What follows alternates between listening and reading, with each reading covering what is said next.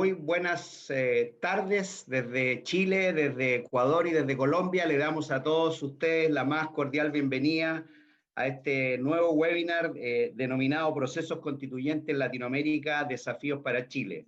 Mi nombre es Carlos Ramírez, soy director de Relaciones Internacionales y nos sentimos muy complacidos de este nuevo encuentro virtual con académicos de nuestra universidad que coorganizan esta actividad desde la Escuela de Gobierno y desde la Facultad de Derecho. Y muy especialmente también quiero esta tarde agradecer la participación de nuestros distinguidos invitados de nuestras universidades socios en América Latina, la Universidad San Francisco de Quito y la Pontificia Universidad Javeriana. Quiero agradecer a todos ustedes esta participación y también el reflejo de la necesidad de un espacio de fortalecer nuestra cooperación en América Latina. Sin más, quiero dejar con ustedes al académico de la Escuela de Gobierno, quien será el moderador y presentará a nuestro invitado, a don Cristóbal Belolio. Cristóbal, muy buenas tardes, bienvenido.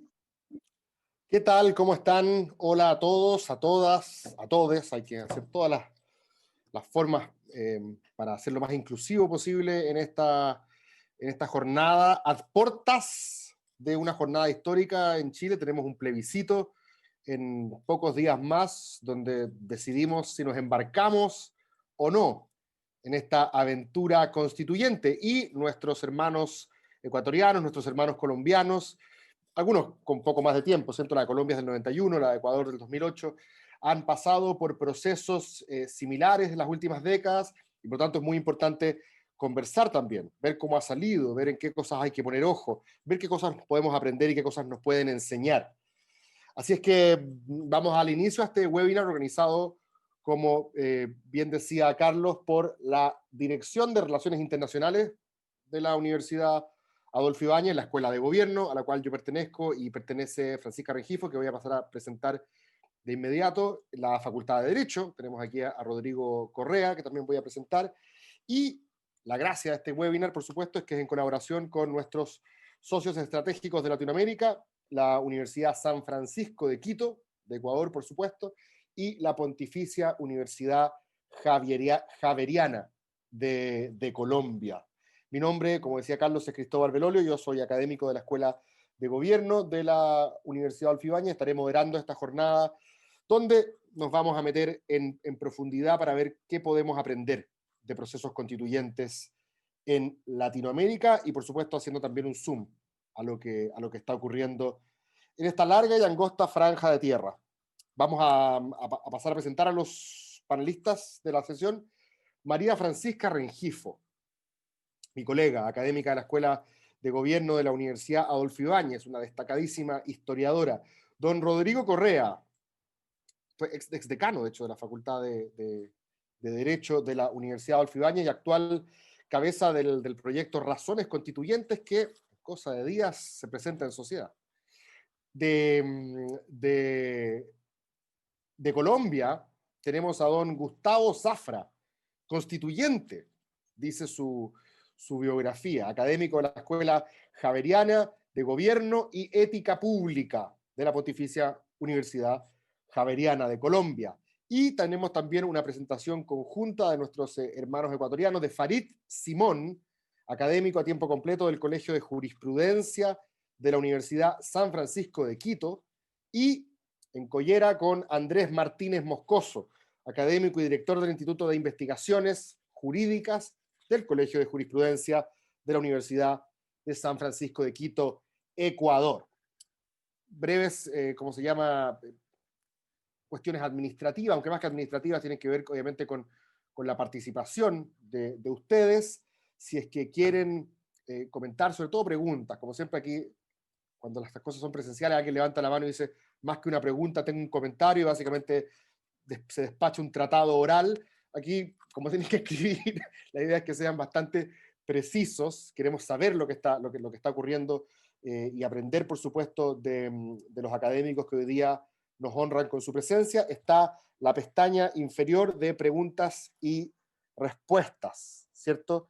Y al final de la sesión vamos a tener un espacio para aquello. La idea es que cada exposición, la final, la de Farid y Andrés, es conjunta, cada exposición no se pase los 20 minutos, ojalá esté entre los 15 y los 20 para que tengamos tiempo para todos y todas. Y sin más preámbulos, sin seguir dando la lata, voy a abrir los fuegos con Francisca Rengifo, académica de la Escuela de Gobierno de la Universidad Adolfo Ibáñez, quien va a presentar una contextualización del camino que estamos siguiendo en Chile. ¿Cómo hemos llegado hasta acá? Francisca, tú tienes la palabra. Gracias, Cristóbal. Muy buenas tardes a todos y todas. Muchas gracias además por este espacio de conversación con nuestros colegas de Ecuador y de Colombia. Como historiadora me toca hacer la historia. Sin embargo, he seguido una alternativa que puede parecerles curiosa, pero me parece sugerente. Un proceso constituyente es más que elaborar una nueva constitución. No se agota en ella, que es por lo demás una cuestión muy técnica. Es también la creación de una capacidad de diálogo, de establecer nuestras reglas de convivencia a través del debate razonado, en el que se posicionan finalmente los argumentos más robustos. Esta es la lógica de la cultura escrita, que ha sido el fundamento de nuestra democracia. Primero, porque en nuestros orígenes republicanos, saber leer y escribir resolvió en gran parte el problema de la representación política, ya que se la consideró como expresión de autonomía moral. Y, posteriormente, la expansión nacional de la escritura proveyó de legitimidad social al nuevo orden político. Si bien lo que estoy diciendo suena perogrullada, la perspectiva histórica sobre la dimensión educacional de la constitución del poder político y de nuestras normas de convivencia da cuenta de que la relación entre el sistema político, llamémoslo democracia en un sentido amplio, y de la educación no es evidente.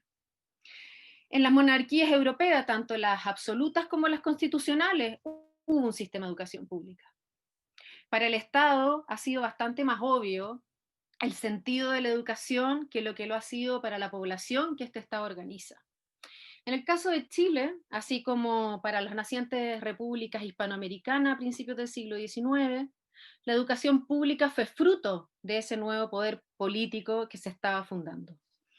La formación de los estados nacionales y de su sistema representativo hicieron de la educación un espacio que armonizaría las contradicciones y las tensiones que traía la modernidad política. Y en consecuencia, se la conceptualizó en función de formar esa nueva comunidad.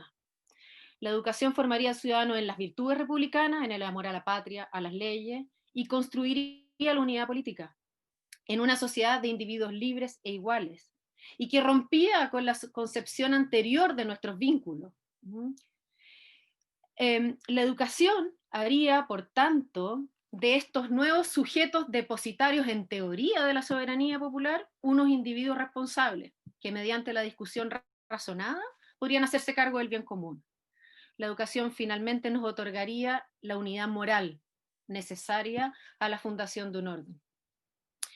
Pero para ello había que alfabetizar a la población, y por ende la escuela primaria era el espacio en que la república se hacía una realidad efectiva, era el lugar en donde se iban a configurar nuestros lazos, los nuevos lazos políticos. La educación no solo fue la primera política social del Estado chileno, sino fue principalmente la política misma, porque creaba, y en palabras del jurista Juan Egaña, comillas, existencia política y opinión a una nación que jamás la había tenido. Y así lo plasmó también en su primer proyecto de constitución, que él mismo redactó en 1811. Los gobiernos deben cuidar de la educación pública como una de las condiciones del pacto social. Y este concepto de educación pública como asunto público ha sido incorporado a la tradición constitucional chilena y nos acompaña hasta hoy.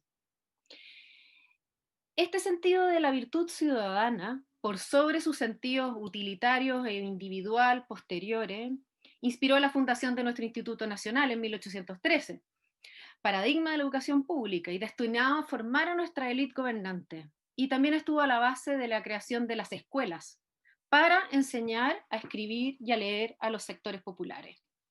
Esta política fue posiblemente la principal ruptura, la más innovadora en la formación de la sociedad política. El principio de la soberanía popular hizo que la educación primaria fuera un imperativo para el Estado. No fueron los derechos políticos establecidos en los primeros textos constitucionales los que van a incorporar a los sectores populares a la República, sino que lo va a hacer la educación, como un deber preferente de los gobiernos. Así lo estableció la Constitución de 1833, y el Congreso debía formar un plan general de educación nacional. Para hacer efectivo el mandato de la Constitución, esta dispuso además en sus disposiciones transitorias que una ley preferente debía ser precisamente este plan de educación pública. La libertad, en síntesis, era letrada y comprendía también a las mujeres, porque ellas eran las madres de los futuros ciudadanos. Es decir, su educación también era política, aunque las ubicara en la esfera privada. A la definición del sistema político le siguieron los conflictos sobre el régimen de gobierno, entre el periodo de 1818 y 1833. Estos giraron en torno a las atribuciones de los poderes del Estado, la relación entre las provincias y la capital, la generación, elección de las autoridades públicas, si la república debía ser unitaria o federal. Bueno, el triunfo liberal se plasmó en la Constitución de 1828, redactada por José Joaquín de Mora, que estableció que la forma de gobierno para Chile sería la de la República Representativa Popular, amplió los derechos individuales, restringió las atribuciones del Ejecutivo y estableció formas más directas de elección de nuestras autoridades. Esta fue la única constitución que consagró a las municipalidades en el fomento de la educación pública. No obstante, la nueva Constitución de 1833, tras el triunfo conservador, reforzó en el sentido opuesto la centralización de la educación. Con todo, la educación continuó representando la unidad moral de la República. Ahora bien, la prominencia de la virtud como sentido de la educación fue desplazada por la significación de la educación como desarrollo tanto social como intelectual. Era un contrapeso entre la comunidad política y el individuo. Representaba el orden, pero también la segregación social entre una educación colegial de élite y una primaria popular. En consecuencia, la cultura escrita era expresión y desarrollo de la racionalidad humana y por tanto construía nuestra comunidad de pertenencia, pero también lo hacía de un modo particular, que fue segregado socialmente. A partir de esta concepción se diseñó la política educacional que se promueve desde la década de 1840 en adelante y cuyo objetivo fue incorporar a la población del país a la civilización. Ese era el proyecto político y que si luego ha sido interpretado como un mito porque la educación no ha logrado provocar el cambio social deseado, tuvo que ver más con el proceso de escolarización nacional mismo, que comienza desde mediados del siglo XIX y dura hasta principios del siglo XX. Por más de un siglo, la educación pública fue un factor de cambio en múltiples dimensiones. Alfabetizó, para las mujeres fue el primer derecho positivo, fue un agente complejo de cambio para nuestros pueblos originarios, complejizó nuestra estructura social, la hizo más diversa, más plural, amplió la participación y el sentido también del espacio público. Ese, como les decía, era el proyecto político. Y la educación no estuvo consagrada como un derecho propiamente tal, sino hasta la Constitución de 1980.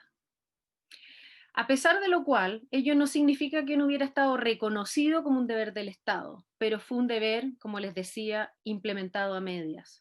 La escuela se masificó entre la población infantil, significando que fuera una experiencia compartida para la gran mayoría de niños y niñas, pero al mismo tiempo develó una profunda fractura nacional.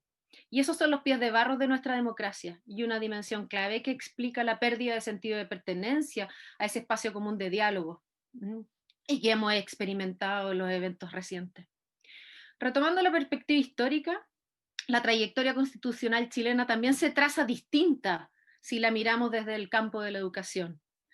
esa tradicional periodificación que distingue un primer periodo constitucionalista de adopción de una constitución en ruptura con el Estado imperial hispanoamericano, que la sigue en un Estado liberal parlamentario con las reformas de la década de 1870, que entra en crisis a principios del siglo XX, y luego un tercer periodo con la Constitución de 1925, su proceso de legitimación posterior y el quiebre radical que significa el golpe de 1973.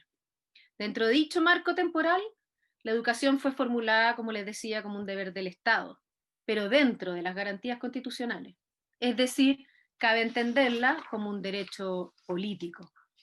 Y ese fue el marco de la Constitución de 1925, como les decía, que consagra un Estado laico, se abandonan los fundamentos religiosos y se discute ahora desde la ideología dentro de un sistema democrático.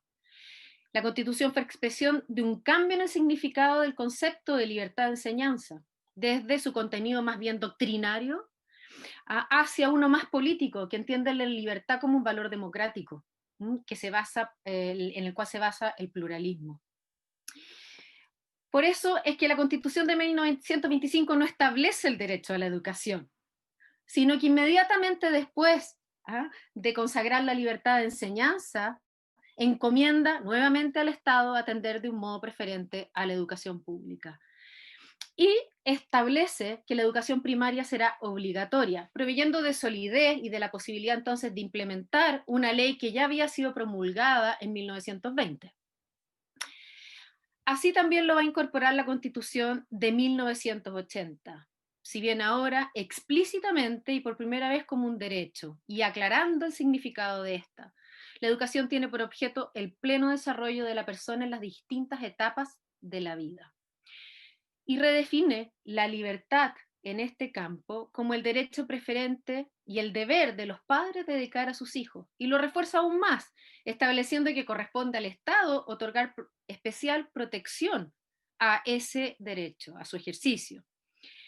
La educación básica se conserva como obligatoria, debiendo el Estado financiar un sistema gratuito con tal objeto. Es primera vez que se establece a nivel constitucional la gratuidad de la educación pública. Y agrega finalmente que es deber de la comunidad contribuir al desarrollo y perfeccionamiento de la educación, en una clara inclusión de la sociedad el ejercicio, a la realización de los derechos individuales. La reforma de 2005 agregó a este articulado la educación parvularia y la educación media también pasó a ser obligatoria. Entonces, en este contexto de nuestra historia constitucional, el actual proceso constituyente, que con bastante probabilidad se inicia el domingo con el plebiscito, es histórico en un doble sentido. Uno, en el sentido de un proceso de larga duración, con los cuales se engarza, como si lo miramos, por ejemplo, desde la dimensión educacional. Y es también un momento histórico por su pretensión de refundar, o al menos, ¿no es cierto?, de establecer un nuevo acuerdo social. Y en esta en este segundo aspecto, el proceso constituyente es también una demanda desde la educación. La perspectiva comparada, tanto regional como temporal, que hoy nos convoca, ¿no es cierto?, da cuenta de la multiplicidad de formas de realización de nuestras democracias y de sus diversas expresiones constituyentes. Ecuador, Colombia, Chile, somos países cuyas trayectorias muestran el complejo entrelazamiento entre una sociedad civil que es más o menos vigorosa, autónoma, plural y heterogénea, de una demanda incrementada de política, de hacer política por su capacidad de manejar, de negociar un destino compartido. Expresa las demandas de descentralización, de mayor control sobre nuestras instituciones y etcétera. La lista es amplia. Y el debate sobre estas cuestiones se concretiza en unos textos constitucionales que han sido y que esperamos que sean un espacio en el que se construye el significado de nuestra democracia. Y por eso es tanto histórico como historia. Muchas gracias. Muchísimas gracias. Una gran exposición, además en un tiempo exacto, 14 minutos y 30 segundos. De lo bueno, preciso. Gracias, Fran. Vamos a pasar de la mirada histórica con la cual la Fran nos ha contextualizado respecto del proceso al cual estamos ingresando, y vamos a pasar al presente ahora a contarnos algunos detalles, sobre todo del mecanismo de decisión que tendría la eventual convención constituyente a cargo del profesor de la Facultad de Derecho de la Universidad Adolfo Ibáñez, Rodrigo Correa. Rodrigo, tus 15 minutos. Muchas gracias, Cristóbal, y muchas gracias al equipo de Relaciones Internacionales, nuestros colegas de la Universidad Javeriana y de la Universidad de San Francisco de Quito. Es un placer compartir con ustedes y con Francisca, socia de la Escuela de Gobierno. El 19 de octubre del año pasado, el gobierno se vio sorprendido con manifestaciones violentas, callejeras, gatilladas por un anuncio de un alza en el pasaje del metro, el transporte subterráneo, una alza menor. Pero esa tarde las protestas devinieron en violentas y se tradujeron en incendios graves en varias estaciones de la red del Metro de Santiago, que es simbólico y es un orgullo en general de los chilenos y de la ciudad. El gobierno no esperaba algo así, se había instalado hacía 7 meses después de haber ganado la elección presidencial con una amplia mayoría.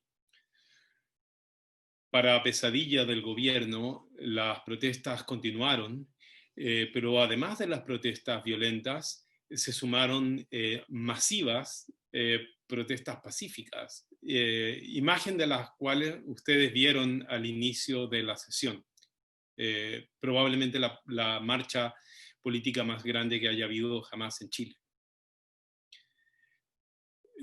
La situación continuó en una mezcla de protesta violenta y protesta pacífica hasta la noche del 12 de noviembre, en que la violencia pareció salirse de control. El gobierno anunció una comunicación del presidente de la República a todo el país por medios de comunicación social. Y buena parte del país esperaba que se comunicaría la declaración de ley marcial o estado de sitio, como lo llamamos en Chile, lo que habría provocado probablemente una catástrofe política. Para sorpresa de todos en esa tensa noche, el presidente de la República no hizo ningún anuncio como los que se temían. Hizo algunos anuncios que fueron en parte graciosos, como llamar a policías en retiro para reforzar la fuerza pública, y que generaron toda serie de bromas en la opinión pública. Pero lo que terminó siendo más importante es que anunció un esfuerzo de reunir a las diversas fuerzas políticas para que convinieran en un acuerdo para restablecer la paz. Se le dio un plazo a las fuerzas políticas para ese acuerdo, de algo así como 48 horas, si no me equivoco. En la madrugada del 15 de noviembre se convino y se anunció un acuerdo suscrito por la mayor parte, pero no todas, las fuerzas políticas con representación parlamentaria, denominado Acuerdo por la Paz Social y la Nueva Constitución. Para el único punto contenido en ese acuerdo es un itinerario para establecer una nueva constitución, lo cual de alguna manera constituyó una nueva sorpresa para una parte importante de la opinión pública del país, que no advertía la relación existente entre la solución propuesta y las diversas causas que estarían detrás de las manifestaciones pacíficas y violentas. Son innumerables las preguntas que se plantean, que plantea este acuerdo, ¿no? La primera, por supuesto, la he sugerido ya, es si existe alguna vinculación entre las causas de esas protestas y la demanda de una nueva constitución, que había sido, debo decirlo, una demanda que había tenido alguna fuerza en el gobierno precedente, pero que al parecer se había apaciguado y había pasado al olvido con la asunción del nuevo gobierno. La segunda pregunta es si Chile necesita una nueva constitución o no. La tercera pregunta es cuál es el camino adoptado. Dado el tiempo, ya consumido un tercio, yo solo voy a referirme acá a la tercera pregunta. No porque las primeras dos no sean importantes, sino que porque me exigirían de mí un par de horas. Por lo tanto, lo que quiero es explicar muy brevemente cuál es el itinerario acordado. Desde luego, ese itinerario fue formalizado en una reforma a la propia Constitución Política, promulgada el 24 de diciembre, como regalo anticipado de San Nicolás, ¿no? Que estableció el camino hacia una nueva Constitución. Y comprende fundamentalmente tres pasos. El primer paso es el hito que tendremos este domingo próximo. Un plebiscito en el cual a la ciudadanía se le hacen dos preguntas. La primera de ellas, ¿quiere usted una nueva constitución?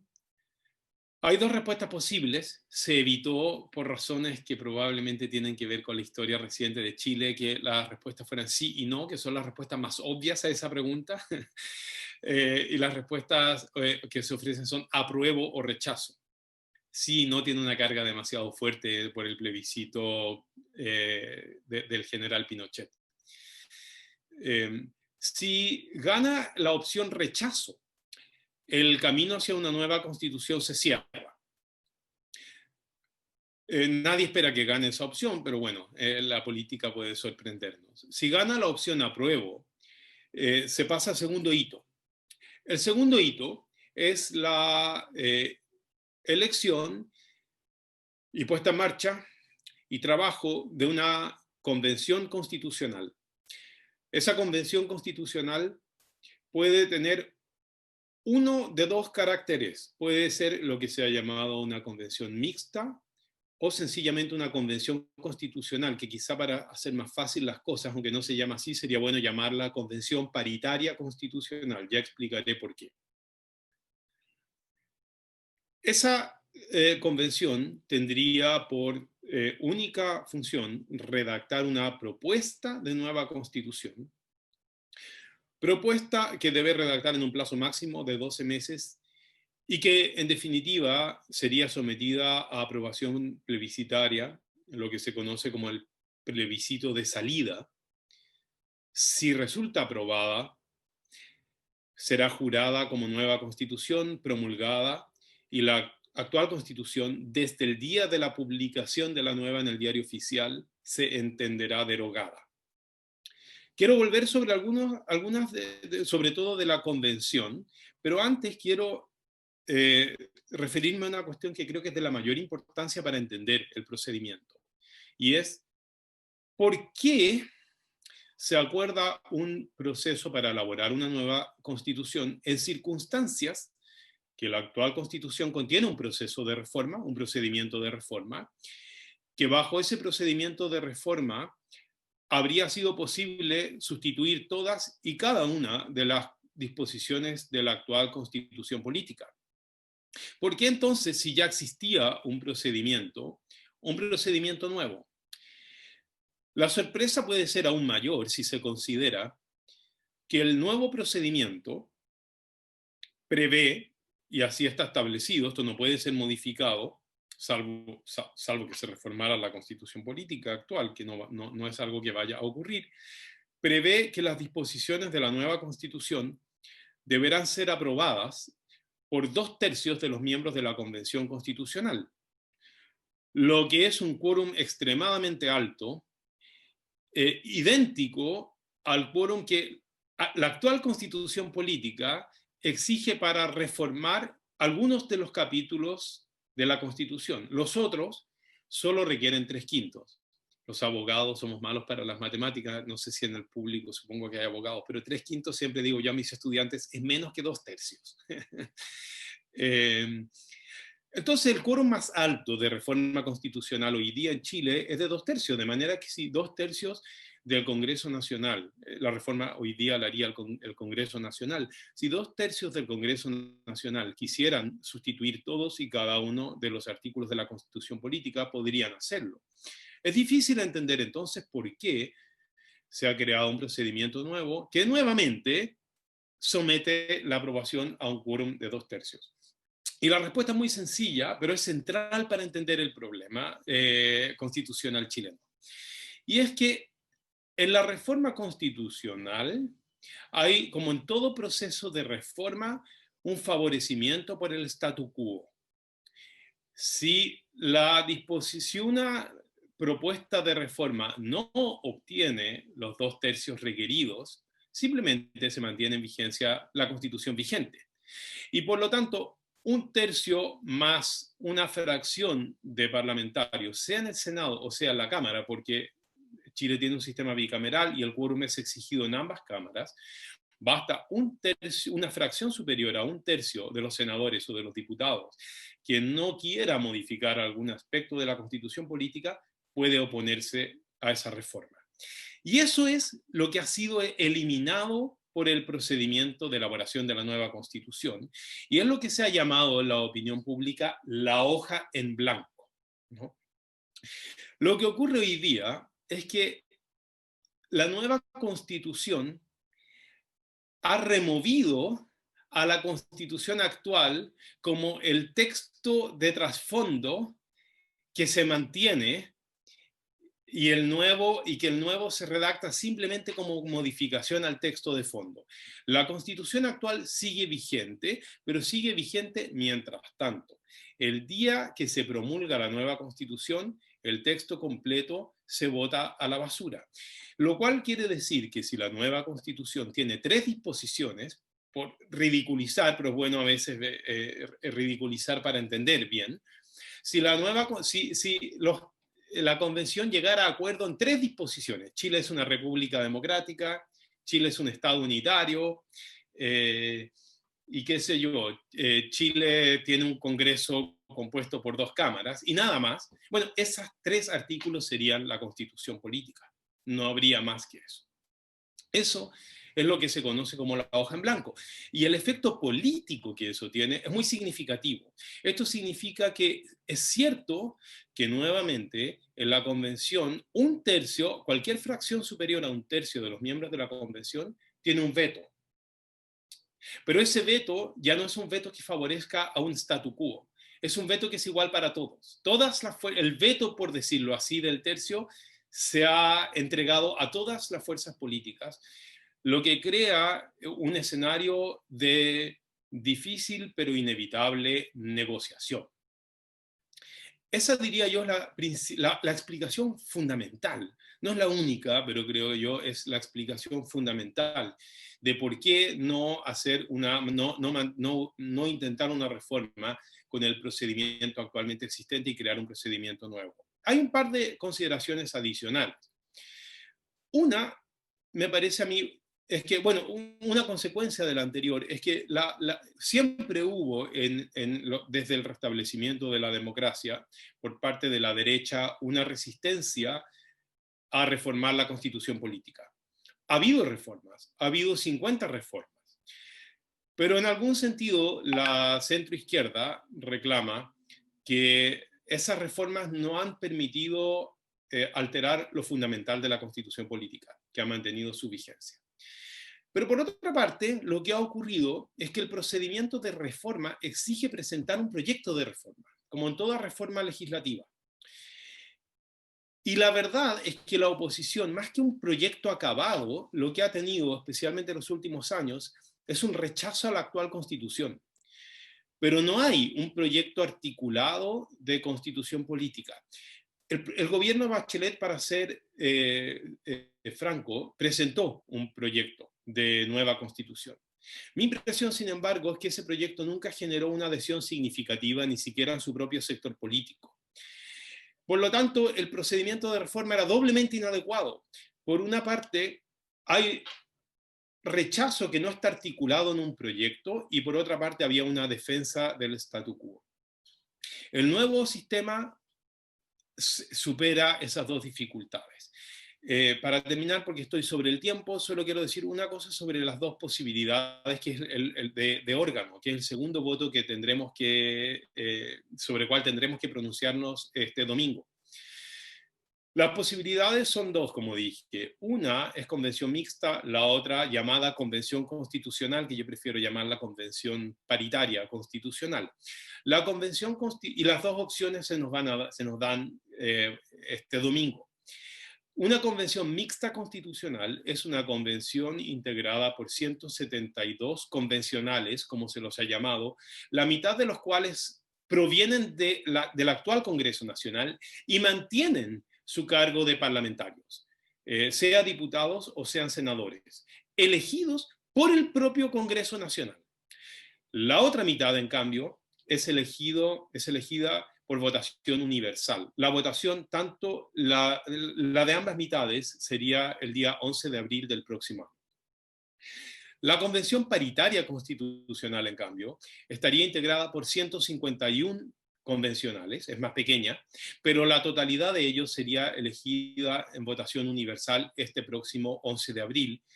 Y la mitad aproximadamente, porque hay un mecanismo que no necesariamente arrojará la mitad, pero cerca de la mitad de la convención serían hombres y mujeres.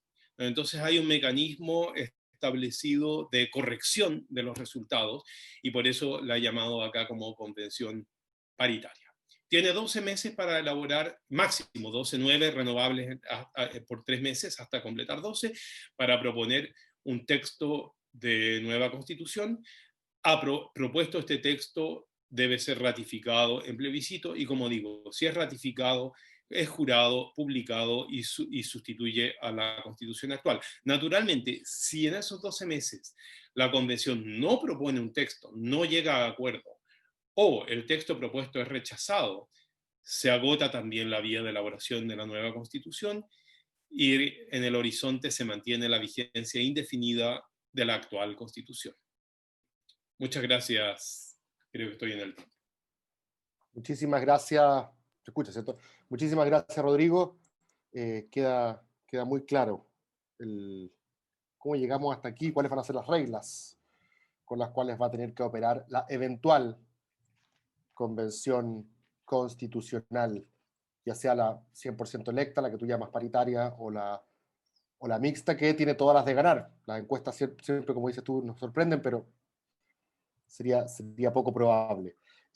Vamos a conversar ahora con Gustavo Zafra, de la Pontificia Universidad Javeriana, quien fue constituyente durante el proceso constituyente en Colombia, del cual se ha hablado mucho en Chile. Muchas veces no tenemos mucha claridad de qué ocurrió, pero parece ser como una referencia constante, como incluso alguien dice de los que salieron bien, como para oponerlo muchas veces a otros más recientes. Así que es un gusto y un honor para nosotros, Gustavo, bienvenido. Tienes tus 15 minutos.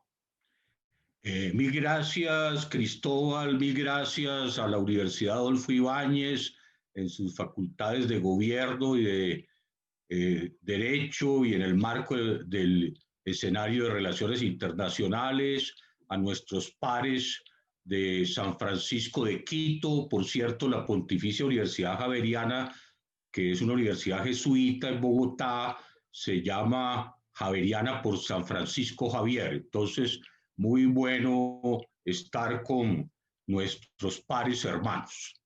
Jesuita San Francisco Javier. Yo les voy a comentar, obviamente, mi experiencia personal en la constituyente del 91 en Colombia, pero quiero usar, y María Francisca me lo va a permitir, ese hito que ella marca de un hilo de proceso histórico constituyente.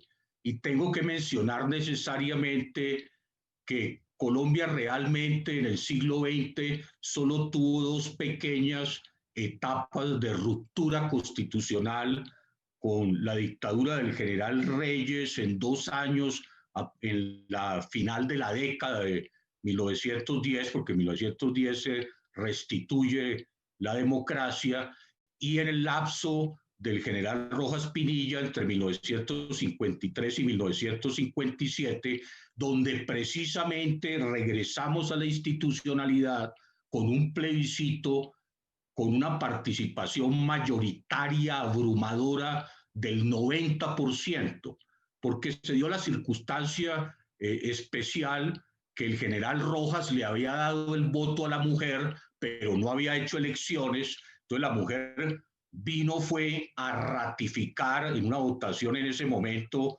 de casi 5 millones de votos de mediados del siglo XX, con los hombres por 90%, el pacto entre nuestros dos grandes partidos en esa época, en un sistema bipartidista, los liberales y conservadores, pacto que duró durante 16 años y que se llamó el Frente Nacional y que fue un consenso de gobierno de responsabilidad compartida con alternación entre liberales y conservadores en la presidencia y paridad en el Congreso, las Cortes y los ejecutivos ministeriales.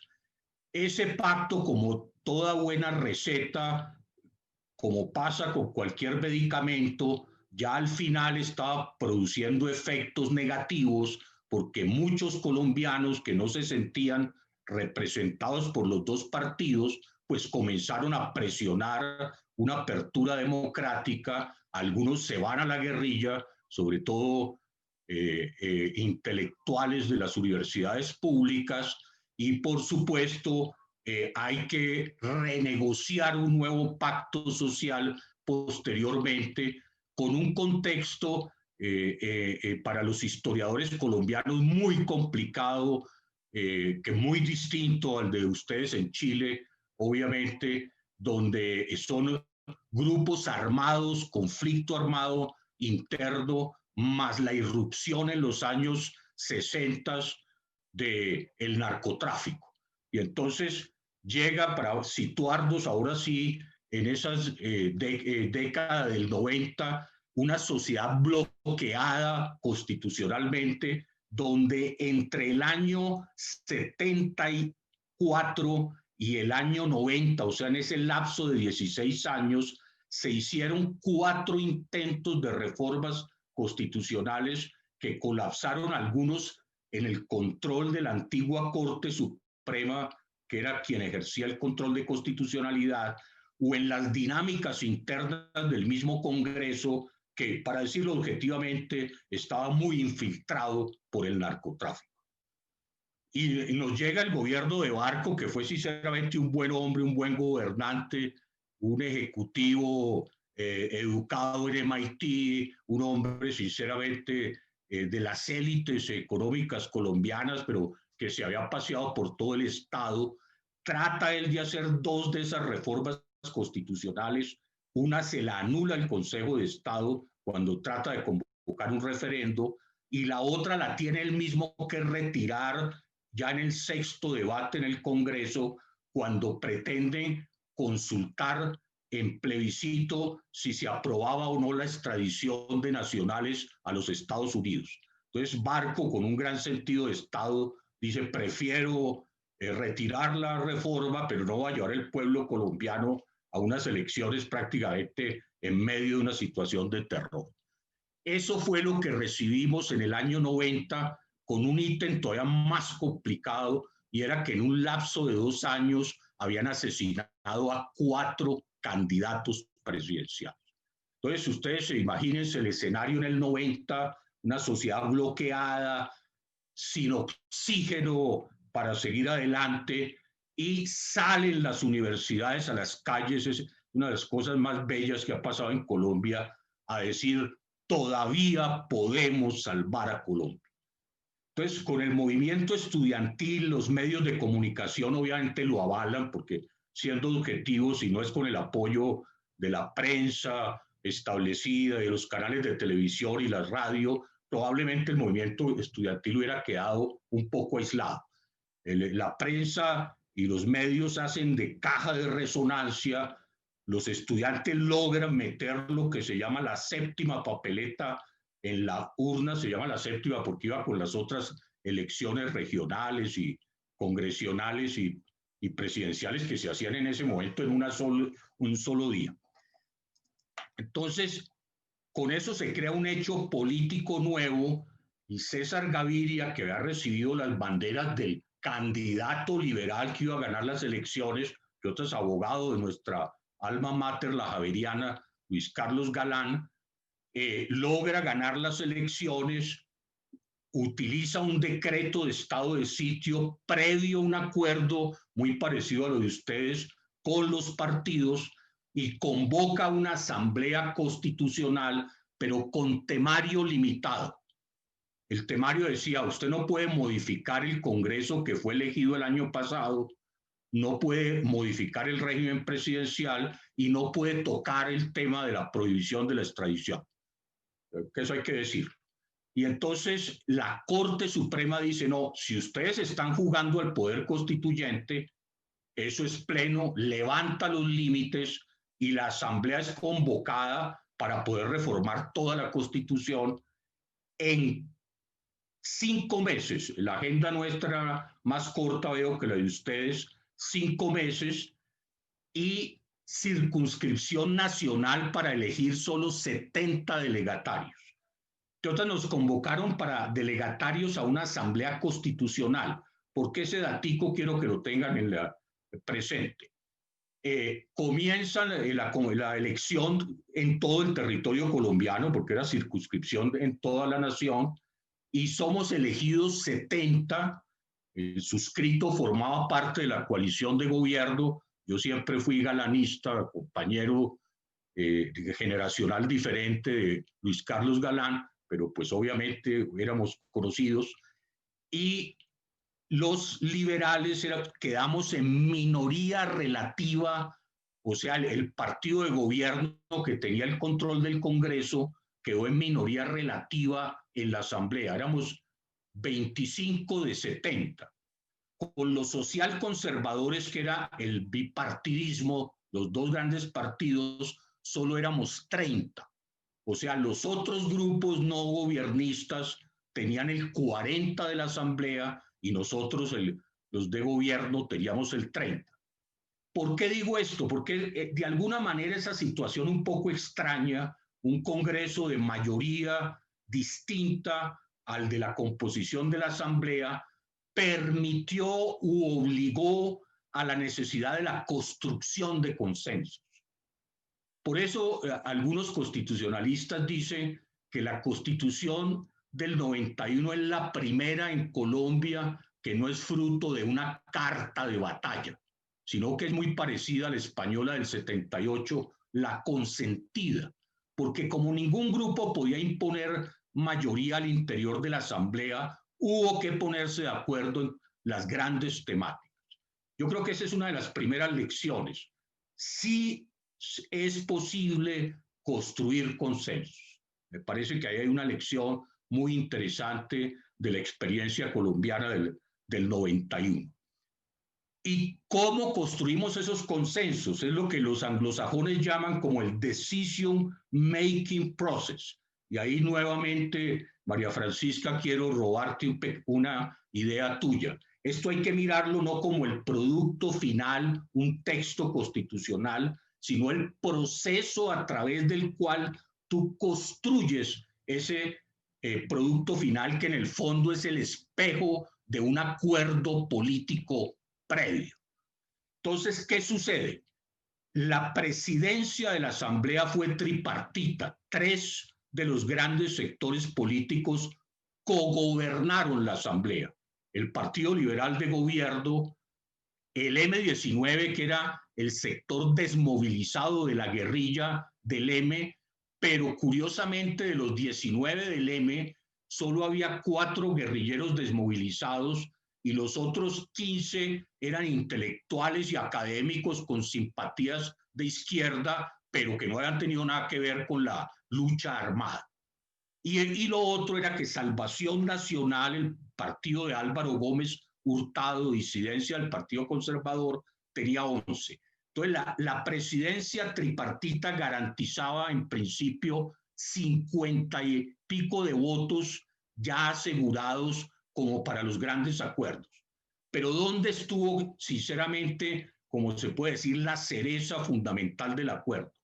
Que la constituyente se dividió en 5 comisiones, una de derechos fundamentales, que trabajó todos los tratados de derechos humanos, la segunda el tema de la descentralización, la tercera el equilibrio de poderes entre rama judicial, rama legislativa y rama ejecutiva. ¿Y por qué las menciono en ese orden? Porque de alguna manera eso fue lo que terminó siendo la Constitución del 91, un mayor empoderamiento de la rama judicial, una devolución de poder del Ejecutivo a la rama legislativa, o sea, un realmente balance de poderes en las 3 ramas, cuando antes estaba hipertrofiado el régimen presidencial en el Ejecutivo. Y la cuarta trabajó la creación de la Corte Constitucional, que lo digo con mucho orgullo, sinceramente ha hecho en 30 años un trabajo formidable de actualización, de progresismo, de sentencias obviamente muy complejas, pero por ejemplo, sobre todo en el tema de derecho constitucional ambiental, porque contamos con ahí la ventaja de haber recibido todos los estudios previos en el momento de la asamblea de lo que iba a ser la Conferencia Mundial de Río del Medio Ambiente, la primera. Entonces, casi que la Constitución colombiana es de las primeras del mundo que te habla no solo de función ecológica, de sostenibilidad ambiental, sino de costos ambientales que debe registrar la Contraloría y la Procuraduría en los proyectos. Entonces, y la quinta era obviamente la del modelo económico. Eso tuvo sus problemas porque trabajamos 4 meses en las comisiones y la plenaria solo trabajó 1 mes. Pero 2 daticos más y ahí concluyo por no pasarme del tiempo. Nosotros tuvimos un problema semejante al que ustedes están visualizando porque todos los temas electorales con la vieja Constitución había que aprobarlos por las 2/3 partes. Cuando hicimos nosotros el reglamento interno de la Asamblea dijimos, no señores, esa norma constitucional no se nos aplica a nosotros somos Asamblea Constituyente y qué pena, Consejo de Estado, si usted se vuelve a meter a suspendernos normas del reglamento, al que vamos a terminar limitando es a ustedes. Y fue el primer acto constituyente de la Asamblea con solo 2 artículos. 1, esta Asamblea no tiene control judicial. La Asamblea se declara constituyente. Y segundo, la mayoría para votar es la mitad más 1. Ahí les cuento esa experiencia porque obviamente eso funcionó dentro de nuestro sistema constitucional. Muchos tiempo después nos demandaron a los constituyentes, demandaron la Constitución del 91, pero la Corte Constitucional, que era hija de la constituyente, dijo yo no me voy a hacer el harakiri y qué pena, yo no tengo control judicial, porque eso fue lo que dijo la Asamblea. Entonces ahí les cuento eso. Final, y aquí termino. 30 años después, ¿qué ha pasado?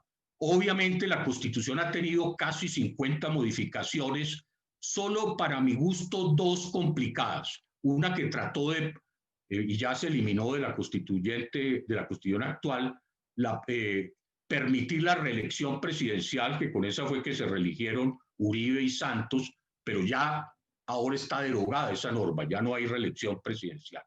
Y el segundo datico que les doy porque es muy importante y es comparable, con la vieja Constitución del 86 que rigió hasta 1991, el país estuvo 70 años en estado de sitio, parecido al de ustedes, la famosa anglosajones de la legalidad marcial. Con la Constitución del 91 solo hemos tenido el 4% y estados distintos. Hoy, por ejemplo, estamos en emergencia ecológica, ese es un estado de excepción, pero no tiene nada que ver con el estado de sitio represor de las libertades fundamentales. Entonces ustedes comparan 100 años de la Constitución del 86, 70 en estado de sitio, 30 años de la Constitución del 91, solo 4% del tiempo en estado de excepción o por emergencias económicas o por ecológicas, y una muy corta conmoción interior para solucionar el problema de las cárceles. Ahí dejo porque quiero respetar el tiempo, agradecerles nuevamente y por supuesto si hay alguna pregunta, con el mayor gusto. Muchísimas gracias, Gustavo. Muy interesante, muy instructivo respecto del proceso constituyente colombiano, y qué mejor que tener un protagonista para que nos cuente de él. Es el turno de conocer el proceso constituyente de Ecuador. Vamos a partir con el profesor Farid Simón de la Universidad San Francisco de Quito, quien nos va a contextualizar del proceso constituyente, los métodos de trabajo y la tensión entre derechos e institucionalidad. Adelante, Farid. Buenas tardes con todos. Un gusto a la Universidad Adolfo Ibáñez. Realmente ha sido un gusto participar en este proceso. Muy buenas las presentaciones, muy claras. Al colega de la Universidad Javeriana. Quiero hacer una aclaración. La Universidad San Francisco de Quito se llama así por la ciudad. La universidad es laica. Tenemos el nombre por la ciudad de Quito, no tanto porque tengamos una adscripción religiosa. Vamos a dividirnos el tiempo entre la forma en que se construyó la constituyente y las razones por las cuales esa constituyente no puede ser mirada como una expresión de consensos nacionales, como la construcción de un acuerdo nacional para un nuevo pacto social. Primero, el Ecuador ha tenido 19 constituciones, incluso muchos dicen que 20 constituciones. La penúltima fue aprobada en el año 1998, después de una serie de problemas políticos. Y esa constitución, que era una reforma de la Constitución del 79, que era de la vuelta a la democracia, fue acusada de ser la responsable de una de las crisis económicas más grandes que ha tenido el Ecuador, que fue la crisis del feriado bancario en el año 1999, que dio origen a la dolarización del 2000. Nosotros tuvimos un periodo de mucha inestabilidad. La último presidente que fue derrocado fue Lucio Gutiérrez. Presidente que reemplazó a Lucio Gutiérrez, Alfredo Palacios, lo hizo bajo el mandato de que se vayan todos y hacer una reforma institucional compleja y grande. Ahí aparece Rafael Correa como actor político porque es nombrado ministro de Economía de ese gobierno de Alfredo Palacios, al cual le asigna, el cual declara que tenía que buscar una constituyente para esta refundación del país. Alfredo Palacios hace una propuesta formal de reforma constitucional. La Constitución no tenía una opción de asamblea constituyente. Poco tiempo después, Rafael Correa sale del escenario, deja de ser ministro y empieza su campaña electoral con el discurso básico de hacer una asamblea constituyente que refunde el país. Y construye toda su campaña electoral y todo su proyecto con un discurso antisistema, de terminar con todo, acabar con toda la vieja institucionalidad, especialmente con esa constitución del 98. Del 98. Correa, ustedes saben, gana las elecciones. El día que jura a su cargo de presidente sobre la Constitución 98 y hace una sola declaración, que va a ser fiel al mandato popular. Correa no tenía un solo asambleísta, ni un solo legislador, ninguno. No tenía ningún legislador en la bancada. Hace una propuesta de crear la Asamblea Constituyente, usando una regla de la Constitución que permitía que el presidente de la República convoque a temas de interés general. La mayoría de los congresistas niegan esa solicitud, proponen que sea una asamblea constitucional y utilizando una regla que le permitía al Tribunal Supremo Electoral, les remueven del cargo a la mayoría de los congresistas de oposición, a 57 de 100 de congresistas. Con los nuevos congresistas, él hace un decreto ejecutivo, simplemente con un decreto ejecutivo convoca a la constituyente y se llama a una consulta popular. Gana el sí abrumadoramente, el 87% de los votos dicen que había que ser una asamblea. Correa convoca a las elecciones de los constituyentes y en esas elecciones de constituyentes obtiene 80 de 130 constituyentes el partido de Correa. limita la posibilidad de campaña electoral, por lo tanto, la oposición, que tenía solo 50 representantes, estaba en absoluta minoría, y el estatuto de la Asamblea establecía que se aprobaban las decisiones y los textos por mayoría absoluta de los miembros. Es decir, Correa no necesitaba de más que de su propio partido para resolver. La primera decisión de la Asamblea Constituyente. En la primera reunión, la Asamblea Constituyente se declara de plenos poderes y dice que ninguna decisión que tome la Asamblea Constituyente podrá ser impugnada judicialmente ni por otra vía por ninguna entidad. Y en su estatuto aprueba lo siguiente, les voy a leer para que vean, porque esto es una cosa histórica. El ejercicio de sus poderes de la Asamblea Constituyente, dice, se aprobará de nueva constitución, un referéndum, mandatos constituyentes, decisiones y normas que expida la Asamblea Constituyente para el ejercicio de sus plenos poderes. Estos mandatos tendrán efecto inmediato, sin perjuicio de su publicación en el órgano respectivo. Los mandatos de la Asamblea eran supraconstitucionales. En el mandato número 1 dicen que tienen todos los poderes y que ocupan todas las decisiones. Leyes, normas aprobadas por la Asamblea Constituyente en ejercicio de sus facultades legislativas, resoluciones instructivos y acuerdos. Si la Asamblea Constituyente en el Ecuador era una asamblea que tenía todos los poderes, era una forma democrática de controlar todo. No solamente eso, como tenía mayoría absoluta, lo que hacen es crear una ficción de participación social. Recibían a mucha gente. Se fueron a una ciudad que se llama Montecristi, ahí recibían a todo lo que quería, pero las decisiones internas las tomaban entre los 80 asambleístas de Alianza País, y cuando había un conflicto, de los conflictos más importantes, sobre estructura del Estado, sobre matrimonio igualitario, etcétera, quien resolviera Correa. Quien tomaba la decisión final del texto que tenía que tener la Constitución era Rafael Correa.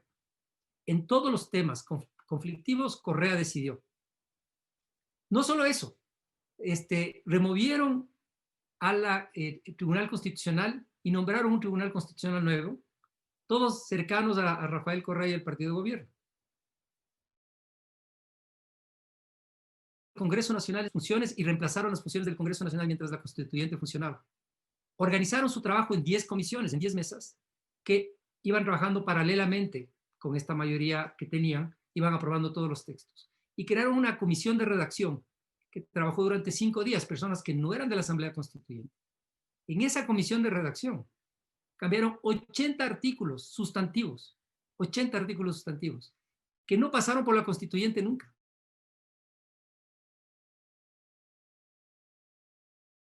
No a la parte de derechos, aunque sí hay artículos sobre derechos que fueron cambiados, sino a la parte de la gobernabilidad.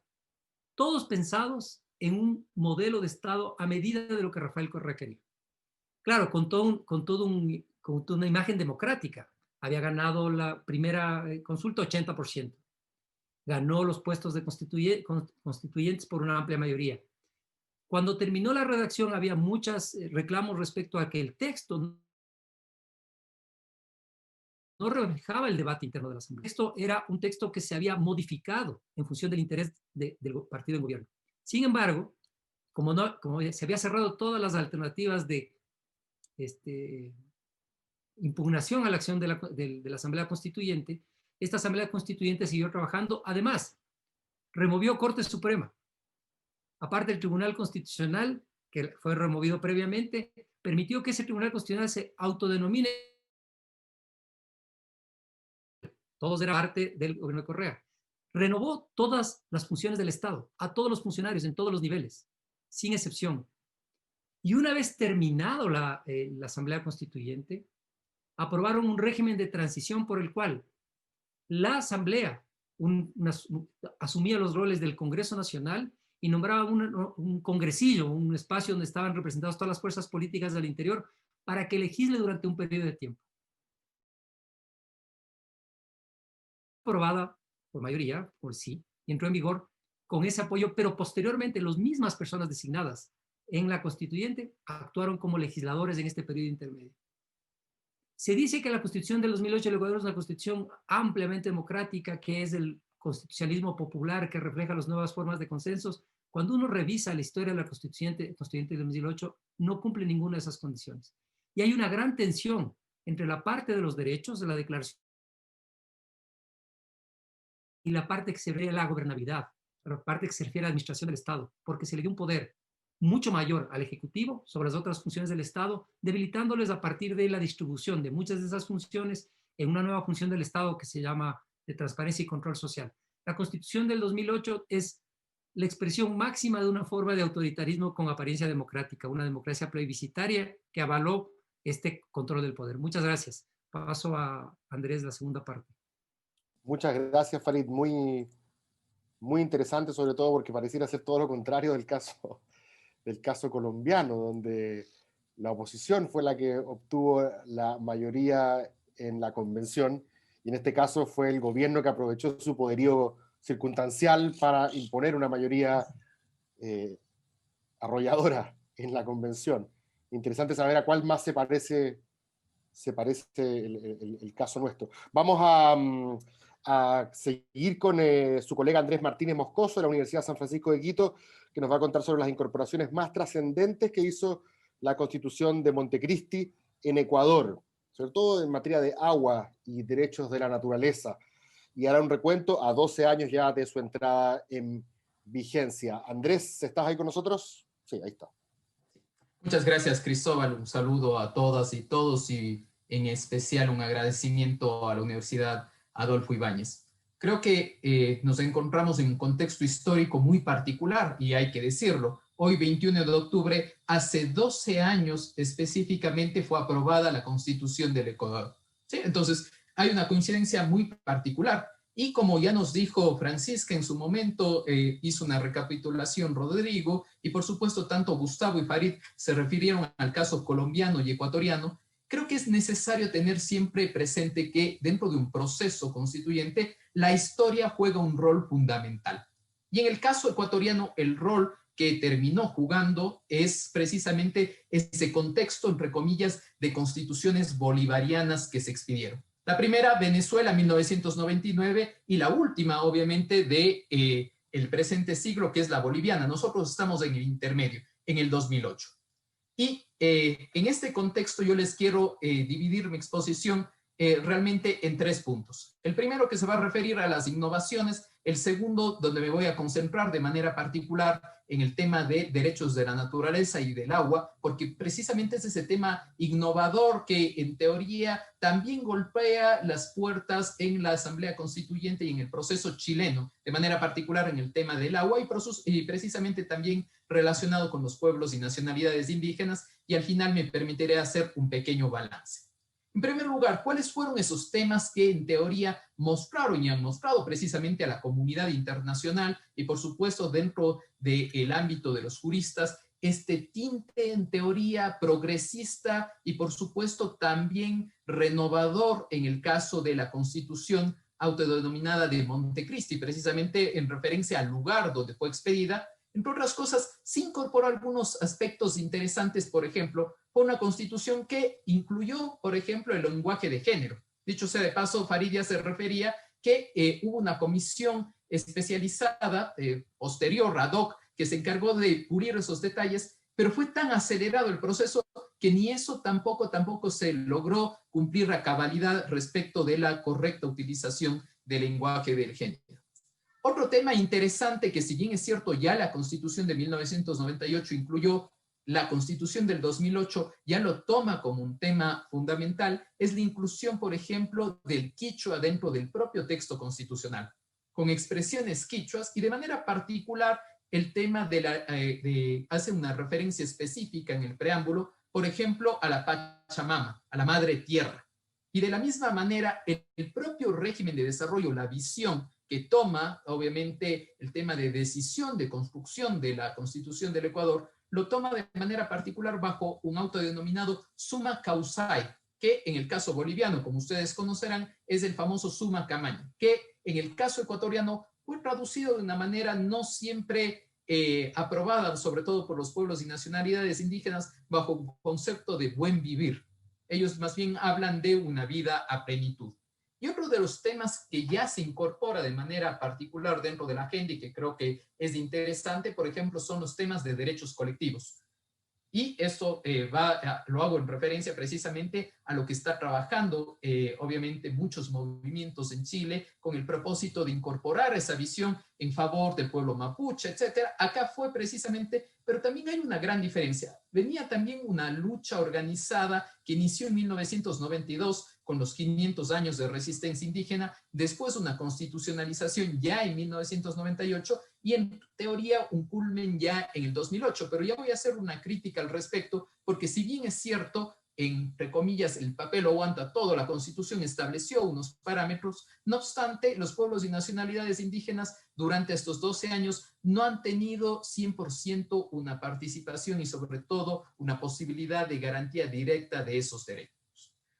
El otro aspecto fundamental es que, al menos desde el punto de vista conceptual, se incorporó el tema de la democracia participativa y de nuevos mecanismos de participación ciudadana. Le hace, por ejemplo, la constitucionalización, por ejemplo, de la silla vacía dentro de los gobiernos subnacionales en los órganos colegiados, con el propósito de que un representante de los ciudadanos, por ejemplo, pueda participar, situaciones similares como los presupuestos participativos, y una irrupción muy fuerte, sobre todo para todos los politólogos y por supuesto para los abogados. Se rompe la idea de las 3 funciones del Estado y pasan a ser 5 funciones del Estado.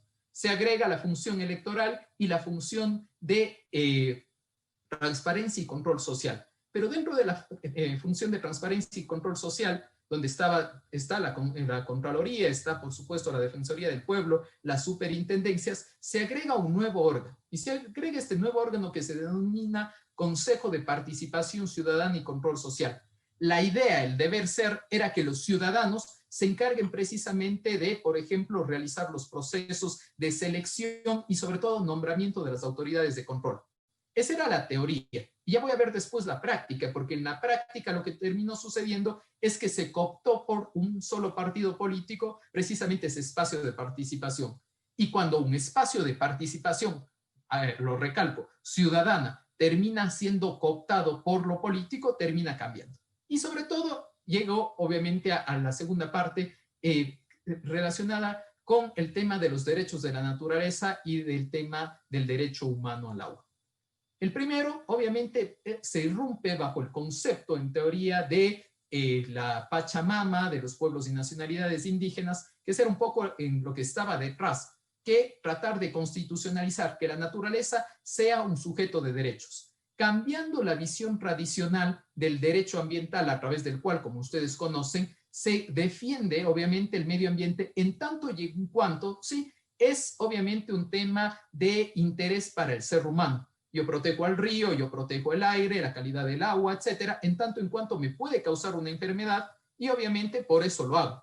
El cambio es bajo una visión biocéntrica y esta visión biocéntrica, en teoría, el planteamiento es que yo lo protejo per se simplemente por el hecho de que obviamente es un ser vivo y que tiene que ser respetado. Sin embargo, ¿qué sucedió dentro de este concepto? Esto avanza y llega también a la constitucionalización del derecho humano al agua. Dicho sea de paso, Ecuador es el primer país en constitucionalizar el derecho humano al agua porque Naciones Unidas lo declara como derecho humano ya en 2010, es decir, 2 años después. Es más, en julio se cumplió precisamente 10 años de ese reconocimiento como derecho. Pero ¿qué terminó pasando en la práctica? En la práctica es otra situación totalmente distinta. ¿Por qué? Porque bajo esa idea básica de un hiperpresidencialismo, el problema que terminó sucediendo es que, si bien es cierto, se puso una autoridad única del agua, esa autoridad única del agua y esa agencia de control del agua pasó a estar bajo el poder del presidente de la República. Con lo cual, el problema que terminó sucediendo es que dejó de existir independencia. Y en segundo lugar, detrás de los derechos de la naturaleza y del derecho humano al agua, fue muy claro que existió siempre una agenda con carácter ideológico, basado, entre otras cosas, precisamente, por ejemplo, en la guerra del agua de Cochabamba, en contra de un modelo neoliberal, y en teoría lo que se hace ya en la Constitución, es decir, prohibido las privatizaciones. El agua no se puede privatizar y solamente se puede gestionar de 2 formas, de manera pública y de manera comunitaria. Pública municipal y comunitaria a través de pueblos y nacionalidades indígenas, campesinos u otros sectores organizados en el ámbito rural. Pero ¿qué pasa en la práctica? En la práctica, más o menos estamos en el año 2016-2017, se dice los recursos comienzan a disminuir. Y en la práctica, esta constitución fue pensada como una bonanza petrolera, donde el Estado de manera particular podía hacerse cargo precisamente de todos estos nuevos derechos. El problema fue cuando en la crisis petrolera quedamos sin dinero y ahí vino otra situación y se dijo, si bien es cierto, no podemos llegar a la idea de privatizaciones o de concesiones, empecemos con las alianzas público-privadas.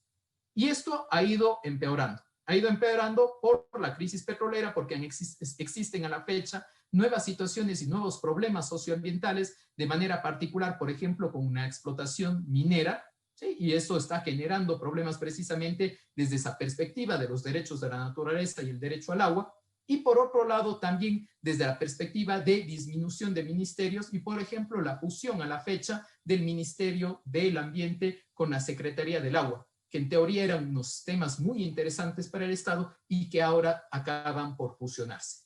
Los retos son muy importantes en el caso ecuatoriano, sobre todo porque hay un déficit, obviamente, fiscal, y por otro lado también hay un tema de reconocimiento de derechos y una situación particular de tensiones y de conflictos socioambientales. ¿Qué está pasando a la fecha? Se está generando una diáspora, una atomización precisamente de procesos de consulta popular en casos del agua. Ya veremos qué sucede en los próximos días, porque en diciembre precisamente en una de las zonas sur del país se va a vivir una consulta popular. Muchísimas gracias.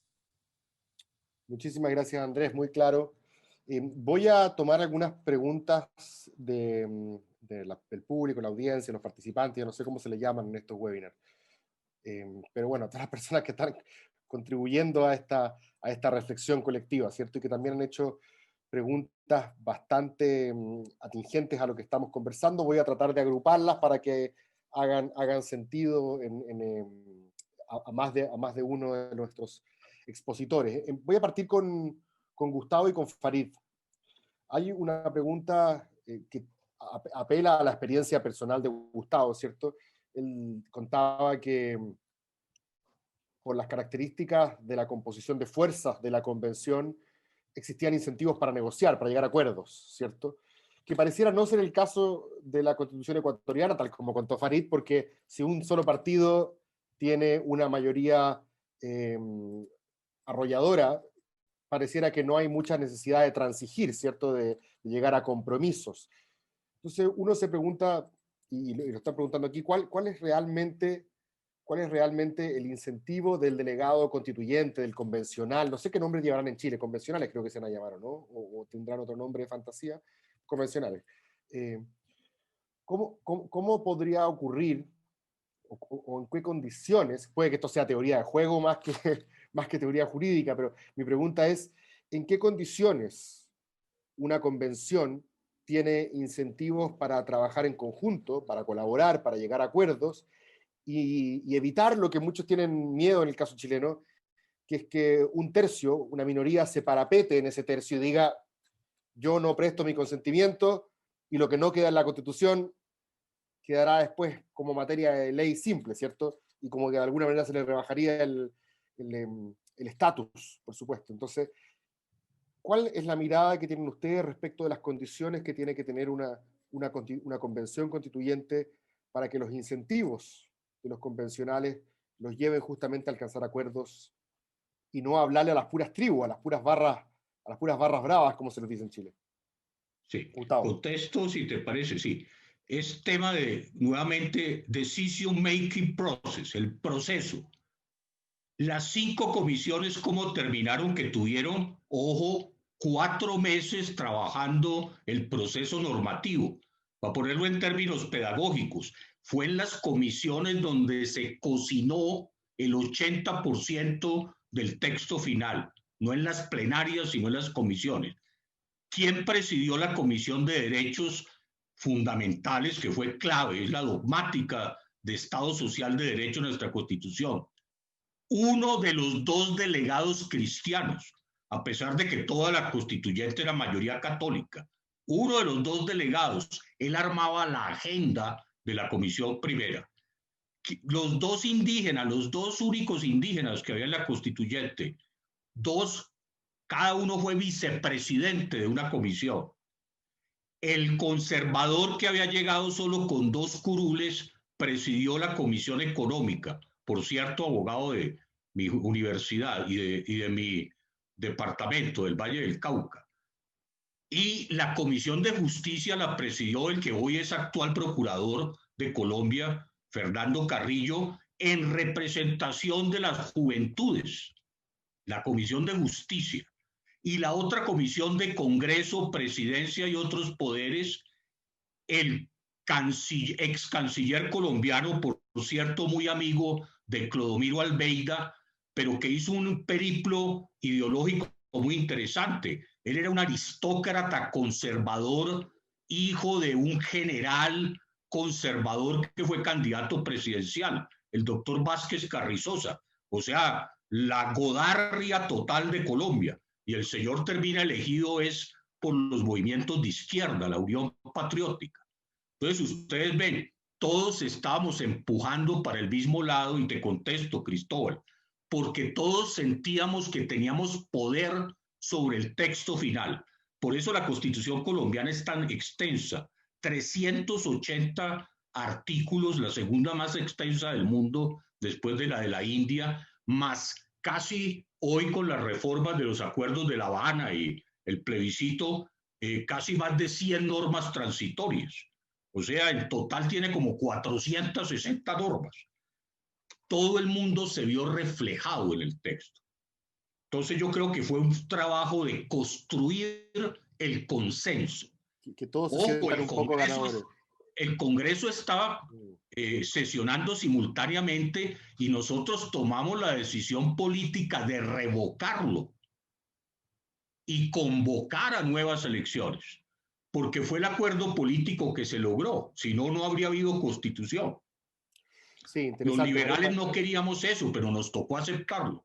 Parece que también hay mucho depende del factor humano, como ya diría John Carlin en ese caso. Ahora, claro, créeme, tienes toda la razón. No sé si esto es bueno o malo en el caso de Chile. Terminamos trabajando en el mismo lado. Farid, pero en el caso, el caso contrario, en el caso donde parece no haber muchos incentivos, yo creo que en Chile nadie cree que un solo sector, menos un solo partido, vaya a tener por sí solo más de 2/3 a los que se refería Rodrigo, ¿cierto? Porque por las características del sistema proporcional con el cual se van a elegir a los constituyentes, sería muy raro que un solo sector consiguiera, incluso aunque a la derecha le fuera muy bien, se habla de un 40%, es decir, es muy difícil que alguien logre los 2/3. Pero lo interesante en el caso de ustedes es que aquellos que tenían la mayoría, de alguna manera no se abstuvieron, hay un dicho, no sé si se ocupará en otros lados, de pasar máquina, es decir, no se abstuvieron de usar ese poder. Vino un experto de la Constitución sudafricana hace poco a Chile y dijo que incluso las mayorías que podían usar su poder para la sustentabilidad del acuerdo político muchas veces tenían que contenerse en usarlo. No parece haber sido el caso en Ecuador. ¿Qué tan sustentable puede ser un acuerdo de esas características, emanado de esas características, si es que mañana cambia la correlación de fuerzas y ese mundo correísta pasa a ser minoría en Ecuador? En el Ecuador hay una poderosa idea de que la parte de derechos de la Constitución refleja la reivindicación de muchos sectores sociales. O sea, mucha gente considera que la parte de derechos, la parte que está redactada de derechos, es un reflejo de muchos intereses y que por lo tanto eso hay que defender. El espíritu de Montecristi, que se llama muchas veces, es a la parte de derechos y garantías. Esa es una defensa clara. Ellos no se abstuvieron, nunca hicieron ningún esfuerzo para dejar que los otros participen en acciones del contenido. Se negociaron en función de la calidad técnica de los asambleístas que eran de oposición. O sea, había asambleístas de oposición muy buenos técnicamente que lograron incluir, más por una recomendación técnica que por un consenso político, algunas cosas o frenar algunas ideas. Reemplazaron el debate público, el debate en la asamblea, por un debate interno. Teóricamente, y cuando uno lee lo que dicen los partidarios de Rafael Correa y los cercanos al correísmo, es que la representación diversa de Alianza País, que era un movimiento, tenía las diferentes expresiones de la sociedad y que sus debates eran los que marcaban ese acuerdo político. Y en realidad lo que hizo fue, excepto la parte de derechos, Lo demás fue una mirada de Rafael Correa y de su entorno sobre cómo debía ser el Estado, un Estado a su medida, era un traje hecho para él, era un traje cortado a lo que él veía sobre el poder. Hay dos cosas sobre lo que Andrés dijo sobre las mayorías. Muchas cosas que se presentan ahora como un gran resultado de una búsqueda nacional no son resultado de una búsqueda nacional. Lo de derechos de la naturaleza, cuando uno rastrea el origen, es una organización norteamericana que venía trabajando sobre el tema de derechos de la naturaleza en otros lados y le propuso al presidente de la Asamblea Constituyente en ese momento, Alberto Acosta, que era un convencido del tema de los derechos medioambientales, y le pareció que era una maravilla, primero. Después, del eje summa causae no estaba pensado como tal, sino la comisión de redacción. Esa comisión de redacción, que no eran asambleístas, trazaron como unas líneas transversales del tema del summa causae como un elemento central de la Constitución. Entonces, no se limitaron a ejercer el poder, al contrario, hacían saber que quien ganaba las elecciones gobernaba y que para introducir cambios tenían que haber ganado las elecciones. Era imposible ganar esas elecciones, por cierto. La estructura de la campaña era una estructura que impedía cualquier forma de presentación de la oposición. Correa usó todos sus recursos para hacer la campaña por sus asambleístas. Entonces, él sabía lo que hacía, nunca tuvo ningún espíritu conciliador y creo que si lo volverían a colocar, volvería a hacer lo mismo. Ahora, ¿qué se siente sobre la Constitución? Insisto, derechos es defendido por muchos sectores que incluso no fueron muy cercanos al proceso constituyente en 2008, pero lo demás está en entredicho permanente, al punto de que están trabajando en una nueva enmienda y hay un discurso no tan grande todavía de hacer una nueva constituyente. Francisca, te puedo hacer una pregunta que también algo que apareció en las preguntas.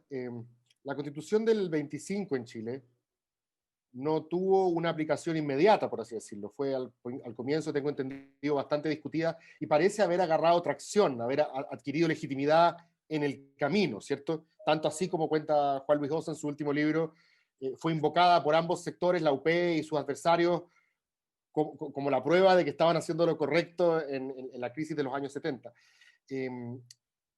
Una vez que nosotros tengamos una nueva constitución, eventualmente el 2021, ¿después de cuánto tiempo se puede saber si es que esto, o sea, no digo después que tenga una respuesta concreta, pero cómo poder medir? ¿Existe una métrica del éxito históricamente para hablar de la legitimidad de una constitución? Siendo que legitimidad en sí mismo es un concepto sin métrica de éxito. Pero ¿cómo podemos evaluar lo que va a ocurrir, tomando en cuenta sobre todo que ese orden constitucional del 2021 va a estar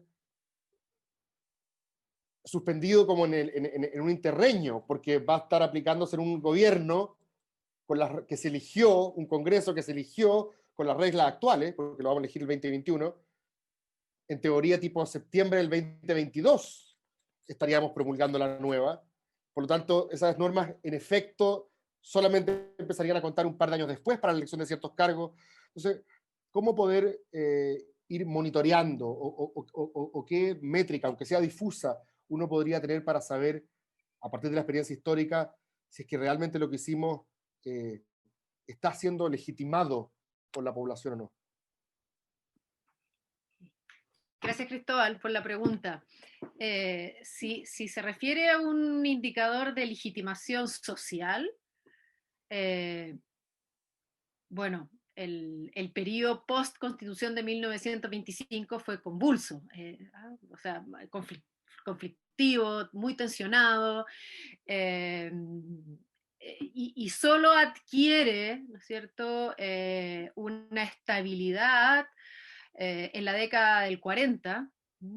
Ahora, no obstante eso, si uno tomara una perspectiva institucional, entre 1925 y el 32 aproximadamente, se opera la gran transformación del Estado en Chile.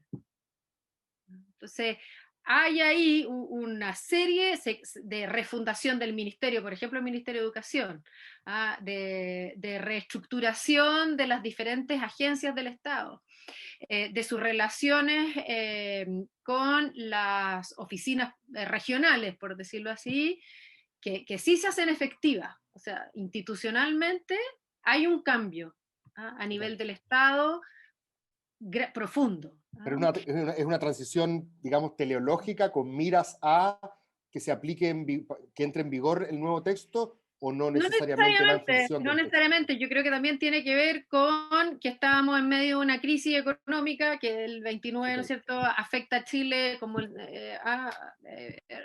fuertemente, y que de alguna manera eso también permite el ejercicio del poder de una manera autoritaria que da cuenta, o sea, hace posible las reformas. ¿Mm? Pero por eso digo, eso es desde el punto de vista, como desde de una perspectiva institucional, desde el Estado. No sé, Rodrigo probablemente sabe más si uno tuviera una perspectiva jurídica de la aplicabilidad de la Constitución del 25 durante esos años. Porque la Constitución del 25, no quiero hablar de conceptos importados, pero esta idea como de patriotismo constitucional, ¿cierto? Del cual muchas veces se habla, creo que Ackerman, si no me equivoco, es el que lo acuña. Uno podría decir que la gente se fue sintiendo con el tiempo, no sé si la gente, quizás la élite política, más identificada con la Constitución del 25 con el tiempo.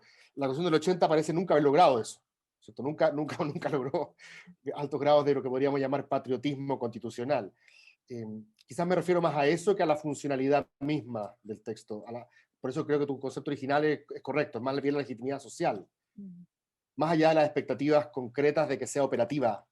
Pero sí, bueno, probablemente. Sí, pero no nos olvidemos de la constante agitación política de todo este periodo hasta la reforma agraria. Entonces, habría que pensar, no nos olvidemos de la revuelta de la Chaucha del año 57, si no me equivoco, que también fue por una alza en los pasajes de las micros, hoy día del metro, entonces de las micros.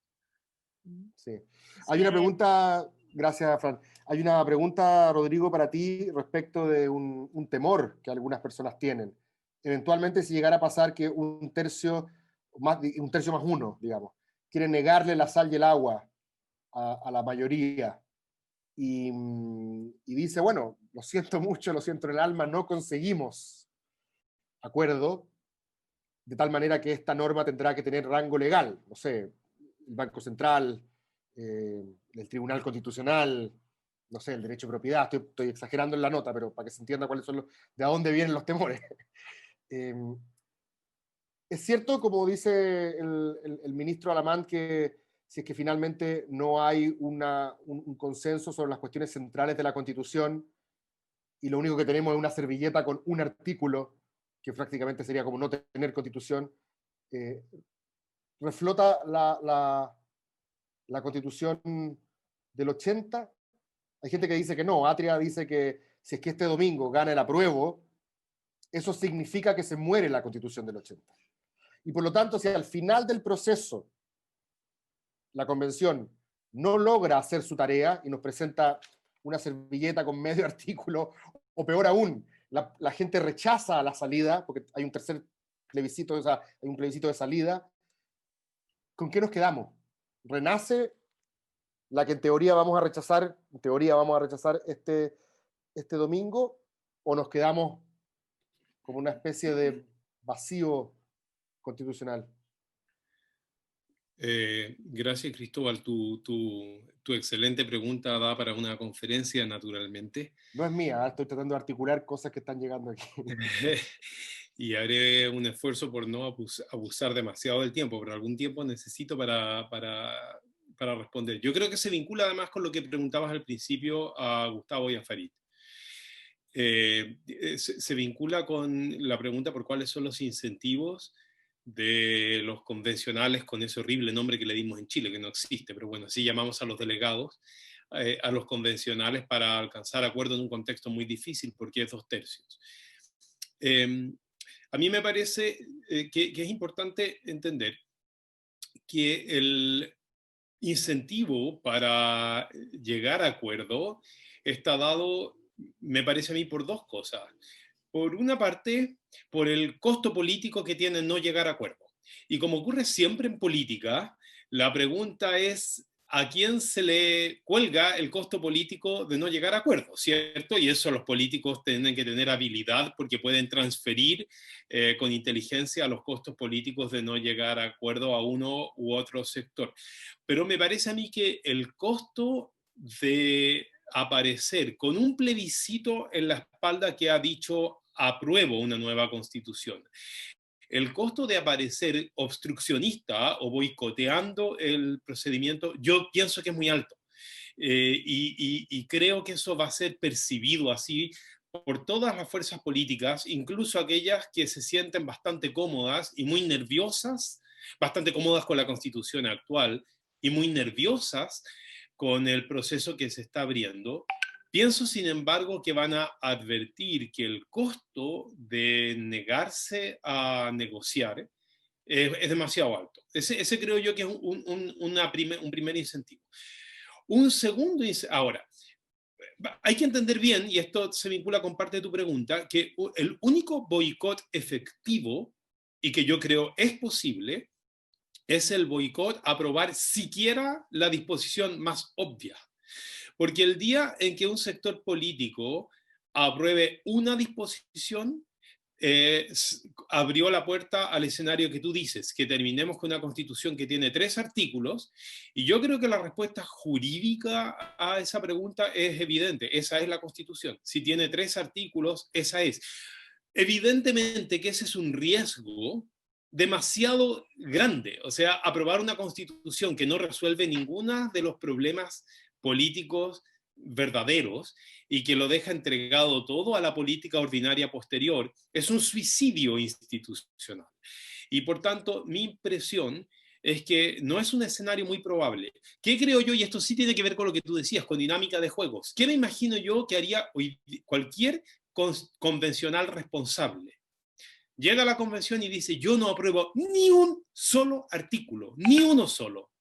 0, mientras no nos pongamos de acuerdo en lo esencial. O sea, si yo fuera delegado, yo no apruebo ni uno, no apruebo Chile es una república democrática, ni uno, mientras no acordemos lo esencial. Entonces mi impresión es que acá hay muchos fantasmas inventados, porque yo creo que la dinámica es una dinámica que de alguna manera va a obligar a ver, la noción que hay en Chile hoy día es que lo que va a pasar es que vamos a ir artículo por artículo. Chile es una república democrática, aprobamos. Eso no va a ocurrir porque es un procedimiento insensato, me parece a mí, Gustavo. Gustavo quizá me puede corregir, pero yo pensaría que ese es un procedimiento absolutamente insensato de redactar una constitución. Pero en ese caso, ¿qué hace primero? ¿Redactas un índice?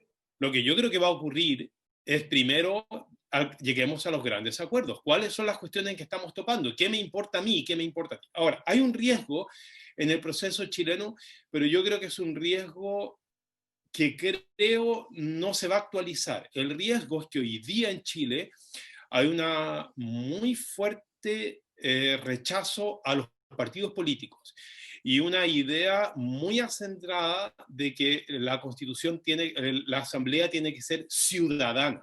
Yo creo que esa es la receta para el fracaso. Una convención atomizada, sin integrantes que pertenezcan a grupos políticos relativamente organizados que puedan llegar a acuerdos políticos, creo yo que es el mayor riesgo que hoy día enfrentamos. Yo no creo que sea muy probable que eso ocurra, porque el sistema electoral utilizado es el sistema para elegir a la Cámara de Diputados, que en definitiva favorece, como ya estamos advirtiendo y algunos los tienen muy molestos, favorece a los partidos políticos. Yo creo, aunque hoy es muy impopular decir lo que yo estoy diciendo, que eso es bueno y que es una garantía, me parece a mí, de posibilidades de acuerdo. Entonces, Cristóbal, mi impresión es que el escenario de llegar al final con 3 artículos absurdos o 3 artículos con los cuales la verdad es que estamos todos de acuerdo, pero sin haber llenado lo importante, yo creo que no es un escenario viable. Porque mi impresión es que cualquier sector político responsable le va a decir a sus fuerzas políticas no se aprueba ni una disposición mientras no se logre acuerdo a las cuestiones esenciales. Y ahí los acuerdos van a ser cruzados y va a ser importante tener un buen reglamento que facilite llegar a acuerdos cruzados, porque a veces, por ejemplo, el reconocimiento indígena puede ser, por ejemplo, muy importante para un sector de centro-izquierda, puede que no sea muy importante para la centro-derecha, la autonomía del Banco Central puede ser fundamental, y uno puede imaginar una transacción en que, bueno, haya un cierto reconocimiento de autonomía del Banco Central a cambio de un cierto reconocimiento a los pueblos indígenas, y lo importante Claro, es difícil hoy día porque tenemos un contexto en que falta confianza, ¿no? Tiene que haber confianza en que cuando llegue el momento de votar una cosa se va a respetar el acuerdo que había político para votar luego favorablemente la otra. Pero yo creo que eso se va a producir naturalmente. No me imagino un escenario de llegar al final con 3 o 4 disposiciones. Sí, estoy de acuerdo. Ojalá que tengamos también el factor humano. Oye, quiero dar las gracias a todos, porque esto es incierto, ¿cierto? Nadie asegura que esto va a salir bien, pero también siempre tenemos la posibilidad de irnos a Ecuador o a Colombia en caso que las cosas resulten mal. Sí, nos reciben allá nuestros amigos. Mucho gusto, pero no va a pasar eso por esa razón. Sí. Nos vamos a recibir y van a tener éxito en su proceso. Muchas gracias. Vamos, Gustavo. No es buen momento para venir al Ecuador, Cristóbal, no te recomiendo. No, y además que uno no sabe para quién trabaja. En teoría, el estallido social y las aspiraciones también de que tengamos una constitución menos neoliberal en principio, a muchos sectores más conservadores o más liberales les produce cierto temor, pero en términos presidenciales, lo que ocurrió en Colombia, por ejemplo, es que finalmente han sido presidentes de derecha los que han tenido que hacerse cargo, por así decirlo, de la entrada en vigor del ordenamiento constitucional, y hoy en Chile, de los 3 primeros en la lista de presidenciables, 2 son de derecha, que podría ser paradójico respecto a las aspiraciones que uno interpreta o decodifica que estaban presentes en las protestas. Así que probablemente terminemos con algo más moderado. Pero bueno, no sabemos. Eso es todo. Y partamos este domingo. Vamos a estar en contacto seguramente para ver si es que seguimos conversando una vez que ya estemos seguros de que nos vamos a embarcar en este proceso, pero nunca sabe, puede que nos desayunemos el domingo con un resultado distinto. Andrés Martínez Moscoso, muchas gracias, también vamos a estar en contacto contigo seguramente, porque me parece que ese tema va a estar muy presente en la discusión en Chile. Farid, también muchas gracias a los dos desde Ecuador. Saludos, Gustavo, saludos a nuestros hermanos colombianos, y también, por supuesto, Francisca y Rodrigo, muchas gracias por estar con nosotros, a la Escuela de Gobierno y a la Facultad de Derecho. Carlos, estamos, ¿no? Misión cumplida. Muchas gracias a todos. Un placer por haber compartido, muy interesante, y estamos en un próximo encuentro reencontrándonos. Muchas gracias, muy buenas tardes a todos ustedes y gracias a toda nuestra audiencia que participó hoy. Mil gracias, Carlos. Mil gracias, Carlos. Todos ustedes. A ustedes. Saludos, un placer. Francisco, Cristóbal, Farid. Adiós a todos. Suerte en el domingo, lo que sea. Ok.